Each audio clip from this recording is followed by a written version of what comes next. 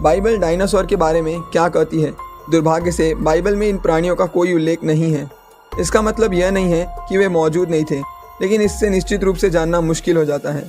कुछ लोगों का मानना है कि अय्यूब 40 उसकी 15 से 14 में जो बीमत के बारे में संदर्भ है वो वास्तव में एक डायनासोर का वर्णन है। हालांकि इस दावे का समर्थन करने के लिए कोई ठोस सबूत नहीं है। कुछ लोगों का मानना है कि भगवान ने डायनासोर बनाए, लेकिन वे इंसानों के समय से पहले ही विलुप्त हो गए। दूसरों का मानना है कि सृष्टि के छठे दिन डायनासोर बनाए गए थे, लेकिन नूह के जल प्रलय में सारे डायनासोर मर गए।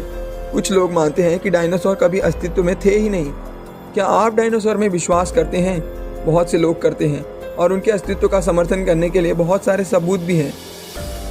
जो लोग पृथ्वी को बहुत पुरानी मानते हैं वे इस बात पर सहमत है कि बाइबल में डायनासोर का उल्लेख नहीं है, क्योंकि उनके प्रतिमान के अनुसार डायनासोर उससे भी लाखों वर्ष पहले ही लुप्त हो चुके थे, जब मनुष्य ने पृथ्वी पर कदम रखा था। यानी जिन लोगों ने बाइबल लिखी है उन्होंने भी कभी डायनासोर को जीवित नहीं देखा होगा। दूसरे वे लोग हैं जो लोग धरती को अधिक पुराना नहीं मानते और इस बात से सहमत है कि बाइबल में डायनासोर का वर्णन है। हालांकि बाइबल में डायनासोर शब्द का कभी प्रयोग नहीं किया गया है।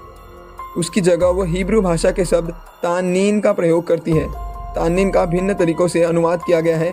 कभी वो समुद्री दानव के रूप में है, कभी वो अजगर के रूप में है। उसे अधिक बार ड्रैगन के रूप में अनुवाद किया गया है।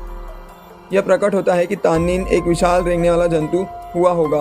पुराने नियम में इन जंतुओं का वर्णन लगभग 30 बार किया गया है। वो धरती और पानी दोनों में पाए जाते हैं। बाइबल में लेवियाथान नामक एक प्राणी का भी उल्लेख है जो समुद्र में रहता है। बाइबल कोई वर्गीकृत पुस्तक नहीं है। बाइबल का मुख्य उद्देश्य है ईश्वर और मनुष्य के लिए उसकी योजना के बारे में सिखाना, न कि प्रत्येक ईश्वर की सृष्टि की सूची देना।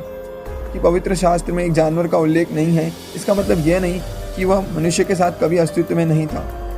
ऐसे कई जानवर हैं जिनका बाइबल में कभी उल्लेख नहीं किया गया है, जिनमें बिल्लियाँ, कंगारू, हाथी, पेंगुइन आदि शामिल हैं।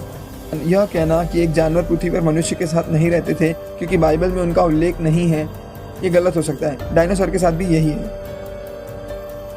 आपको क्या लगता है, क्या डायनासोर है या नहीं? कमेंट में ज़रूर बताएं और ऐसे ही रोमांचक वीडियो देखने के लिए चैनल को सब्सक्राइब करें।